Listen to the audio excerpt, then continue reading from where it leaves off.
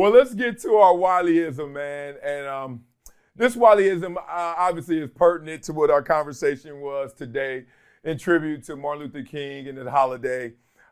This Wileyism, it hits you different. Racism is the child of race, not the father. Now, if you digest that, you start to realize, as we talked about before, racism is the child of race, not the father. So it doesn't start with racism. The greatest hate is evil, not the other person with a different color. And I think sometimes we get lost up in that tribalism.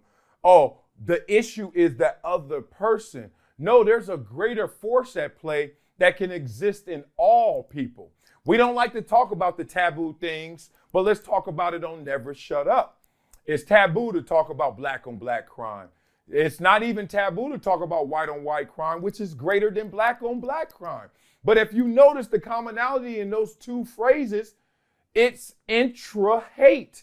It's them hating on themselves, killing those that are most comfortable, familiar, and in proximity to you. That's what this conversation was about. It's starting to realize and parse between who's really of love and who's not. And that's not going to be color-based. I grew up in a home in Compton where we took care of two war veterans who were both white. Uncle John and Aunt Gloria, both white. I grew up with a racial security, thanks to Martin Luther King Jr., thanks to my family, that it seems like a lot of people didn't have. I had white people in position of need, needing me, while I was still a black man in Compton.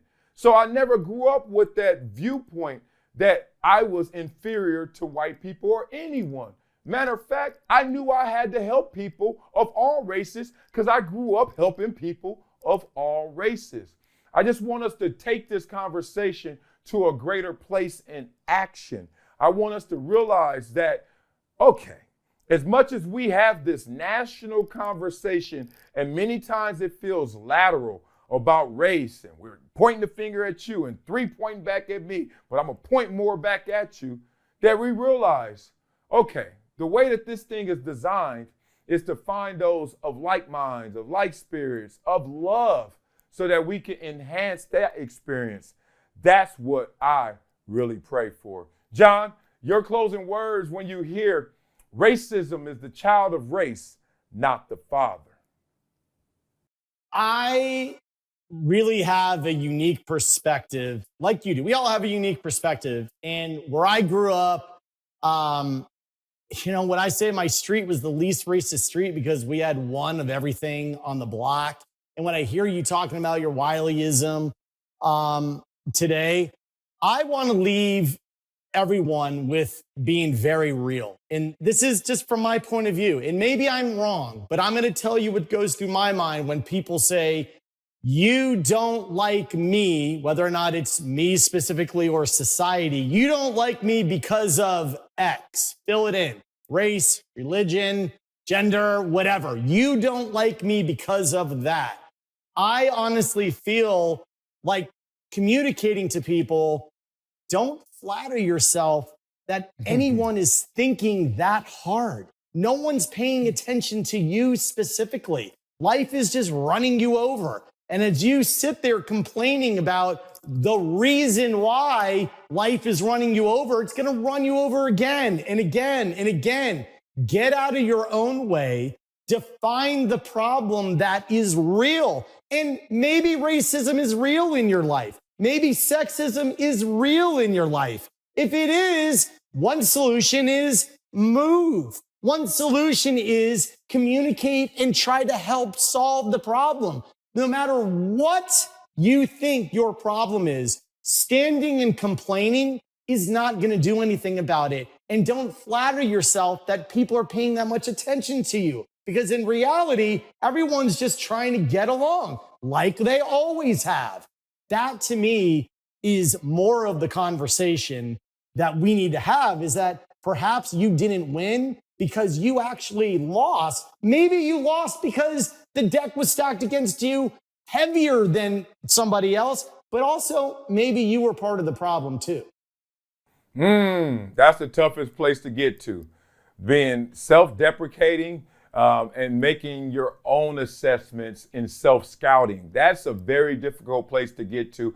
Very mature place because these are complex issues, multifaceted. The way I give it to my kids as I coach, I always tell them that, like in life, they're Legos, like little simple Legos. Like these kids love Legos. And why I break it down to that level, because no matter what your issue is, it may stack on to something else and seem like it's a big, gigantic issue, a big and gigantic empire as these kids build. But if you break it down to every individual layer, you realize it's just another Lego that you can stack a different way.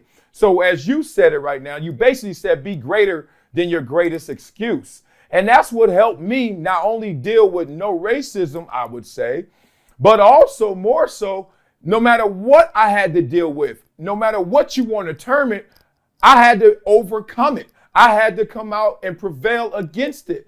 And it's come in so many ways. You get resistance in the classroom. It's not because of your race. It's because are you putting in the work? Can you actually understand the work? Can you put all these things together? It could come on the football field. He's just faster than you, just bigger than you. It could come in the workforce. The guy has more experience. Like, I just want the confrontation, not to always be with someone else, but with your inner self.